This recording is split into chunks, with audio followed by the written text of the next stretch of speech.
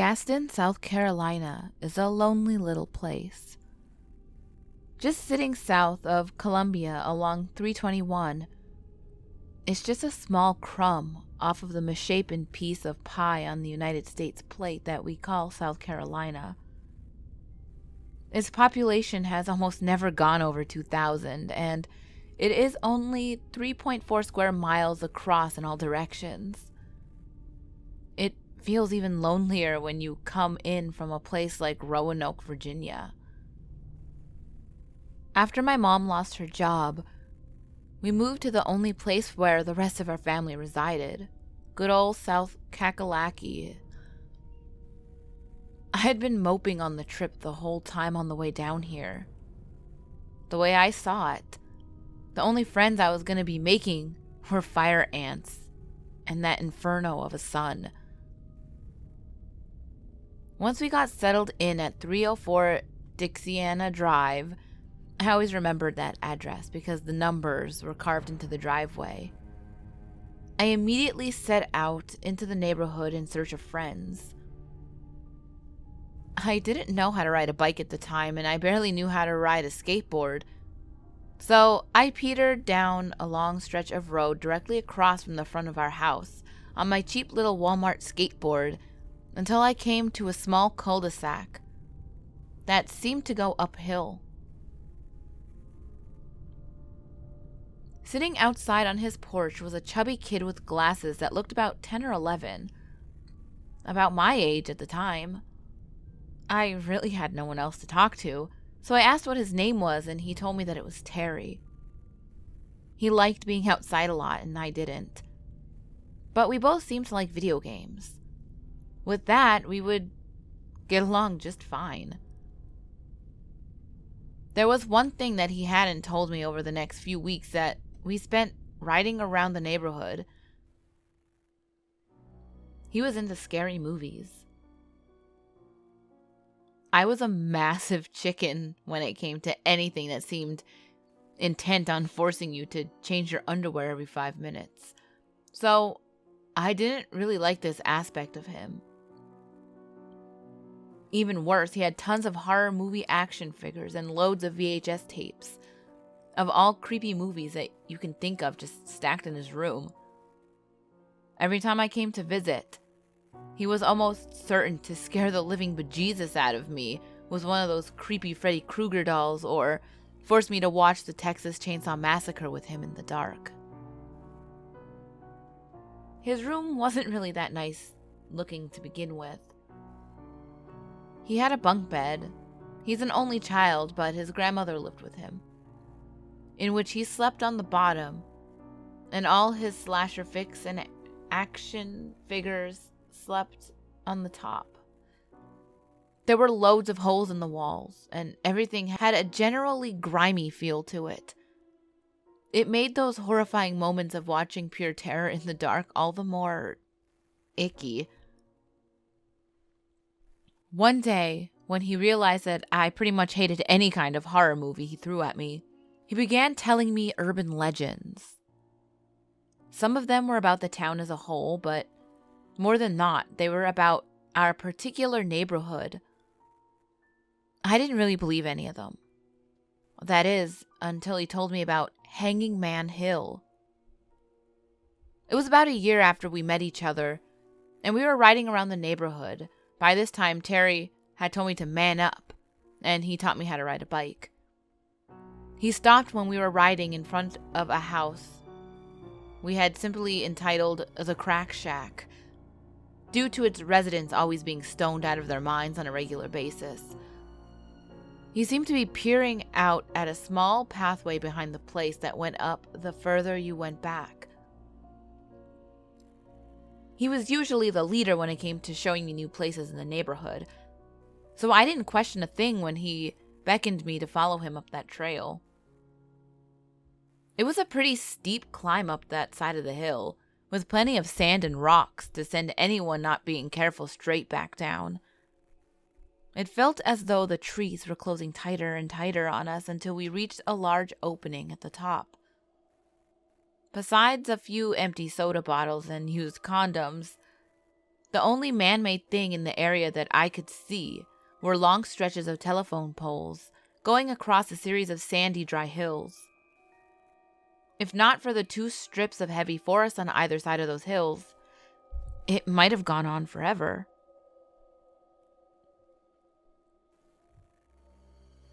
The area didn't seem to have any particular importance. I had expected him to bring me to some awful cemetery, but in the dying light of the late afternoon, these rolling hills looked beautiful. I thought he might try some desperate last attempt to scare me, but instead, he just turned to me with the most serious and grim face I'd ever seen on him.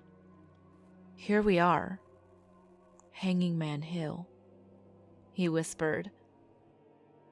Hanging Man Hill. Is this another one of your stories? Sorta. Except this one's true. I rolled my eyes at the thought. How did he possibly expect me to believe any of his stories? He just kept staring at me with that face, waiting for me to respond. How can this even be a Hanging Man Hill? There's no hanging man. And there's at least 6 hills here. Right down there. Look. He pointed his finger towards the nearest telephone pole.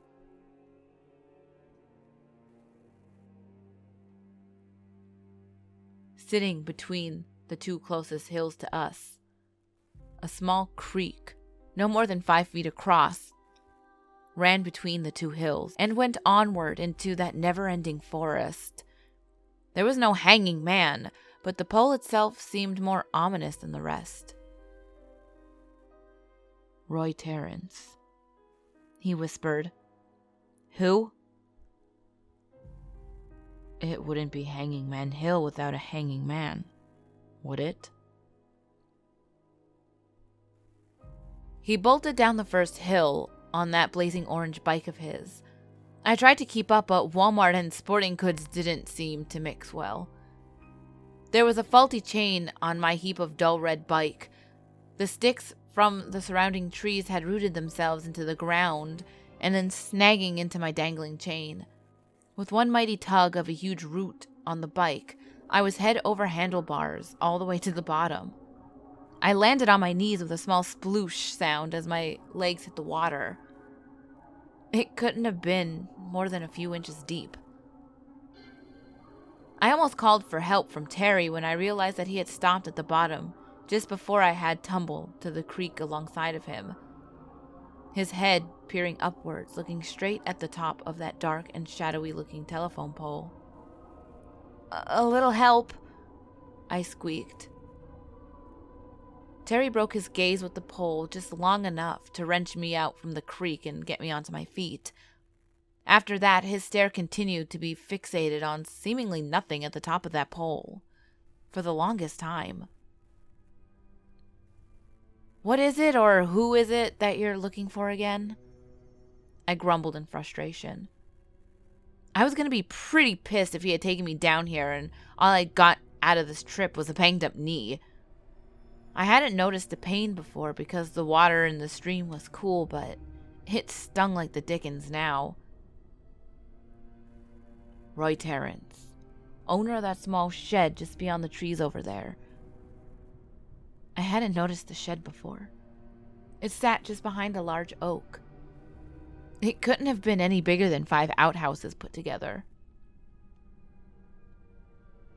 After his wife and kids left him, he hung himself on the wires just above us. Cops didn't find much, just a charred husk of what used to be a man. Legend says that whoever's out here at his exact time of death gets strung up on those wires with him. Oh? And do tell, when would that be? For once, he broke his serious tone to give me a goofy, I don't know, shrug, and then he just went back to that grim attitude. "And you're suggesting that we stay here and wait for him, despite the many excuses I have to dispute this. I think I'm gonna go with the "it's late and my mom's making dinner, so I have to go home" excuse. Fine. Tell your mom that you're sleeping over at my house tomorrow night, and I'll do vice versa with my grandma. Meet me here at about 7. Against my better judgment, I decided that I might as well come. What harm did it do? Obviously, he was lying, and if nothing else, it would set my mind at ease to see that he was. While none of his stories ever actually seemed to tune up to his point, his sudden change of tone had made it slightly more believable. When he had told his other stories, he was giggling so hard that one might think that he snorted at least a pound of happy crack. When we were headed home, just as the last tint of orange had left the sky, I asked him, "Why did you get so serious back there? You're always such a goofball." "I lost my grandpa to Roy Terrence. My grandma was with him when it happened. Haven't you ever wondered why she's so grumpy all the time?" His grandmother was, in fact, very crotchety. I'd never bothered to ask why she was like that. If this was all some elaborate hoax by Terry, I was going to slap him in the next Thursday when this was done. That night, I had a terrible nightmare. Like most people, I couldn't remember much about it, but it had Roy Terrence written all over it. Even though it was roasting on that hot South Carolina night, I had woken up with the chills. By the time 6 p.m. had rolled around, I had already packed my old school backpack with basic equipment, like a flashlight and a few bags of Chex Mix, just in case we got hungry. By 6:30, I had rolled out into the neighborhood as fast as an overweight 11-year-old could. I had to admit, I was actually pretty excited. Finally, at around 6:55, I arrived to the small creek. I was actually pretty excited. Finally, at around 6:55, I had arrived at the small creek where Terry had already set up a small fire and was roasting marshmallows. If I hadn't decided to show up, I would have disappointed him to hell. How is this exactly gonna work out? Are we just gonna camp out here all night? We don't know when he's supposed to show up, I said.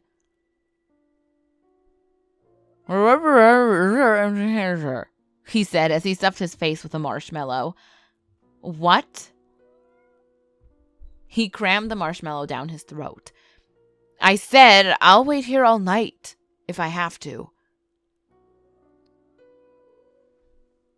Whatever, I retorted as I plopped down next to his fire. He had thrown 3 lighters in it to keep it lit, and began to pull out my snacks. After about 3 hours, the first of the crickets had begun to sing their endless chirping song as the last streak of sunlight had reached its end. I had begun to grow irritated and a little bit tired. Terry was wide awake, his hand glued to the bag of marshmallows. He began his eternal gaze on the top of that pole again. Terry, man, I'm tired. If I don't see a crispy dead dude in the next hour, I'm out. His cheek stuck out like a squirrel's with another marshmallow in it. I snuggled up to the fire and began to doze off. Just as I was about to slip into unconsciousness, a loud, crusty, brittle peeling sound echoed throughout the hills and out into the forest. I immediately sat up. My vision was pretty blurred from having almost dozed off, but I could make out Terry's shape. He was gasping, wide-eyed at the top of that pole. If there had been a little bit of moonlight, I might have been able to see what I was sure to have seen up there, but the crescent moon just sat beyond the trees, like the shed. In an instant, Terry was on his bike and flying up the hill, bag of marshmallows in hand. I managed to pull myself up and get to my bike. I began pedaling like a madman when I realized that my chain had popped off. Stupid damn bike! With my eyes adjusting to the dark, I peered back at the top of the pole one more time before I bolted to the top of the hill.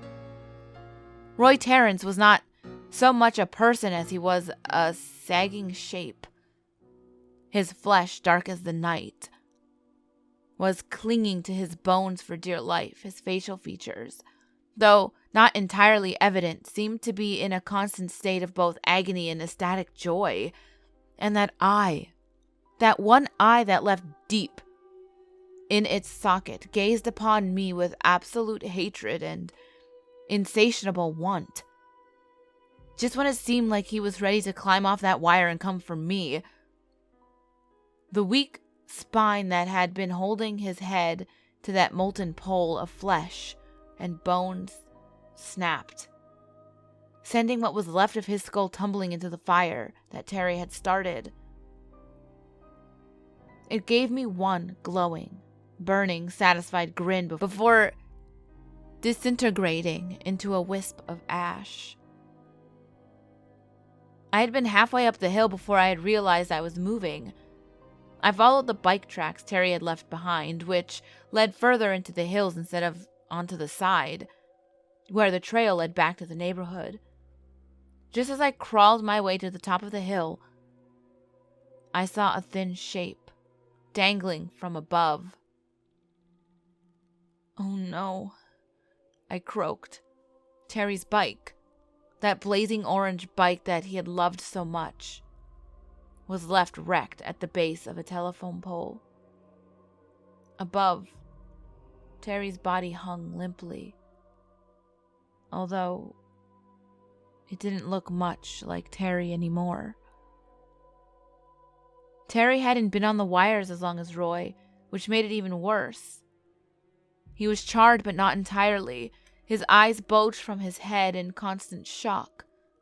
What was left of his hair stood out on end, still smoking.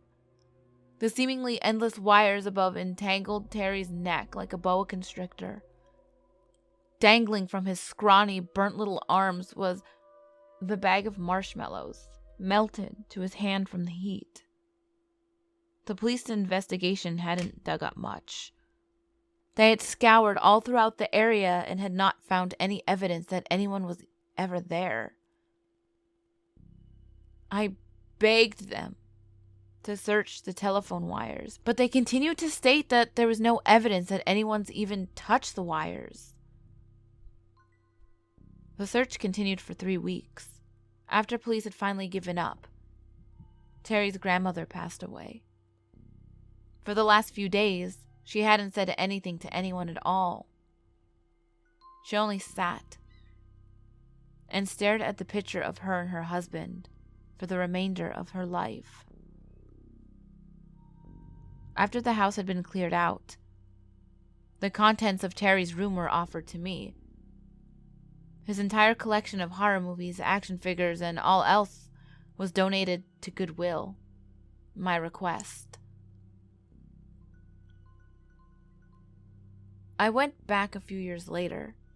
We had gone to Gaston to visit our family for a while, and I had requested that we stop by the neighborhood. Any evidence that we had ever been there those few fateful years ago had been swept away by police or the weather. Now, like before, there was only useless garbage and telephone poles. Just as I was getting ready to walk away, I caught a glimpse of something in the corner of my eye. I only saw a tiny bit of it before it fluttered away. It was a melted marshmallow bag.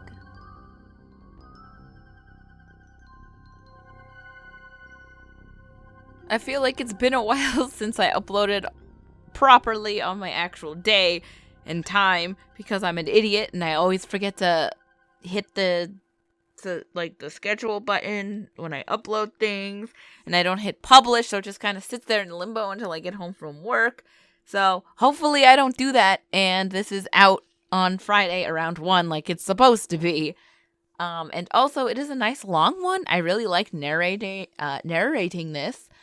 I just assumed it was at the point of view of a female, so I gave her more of a girly voice.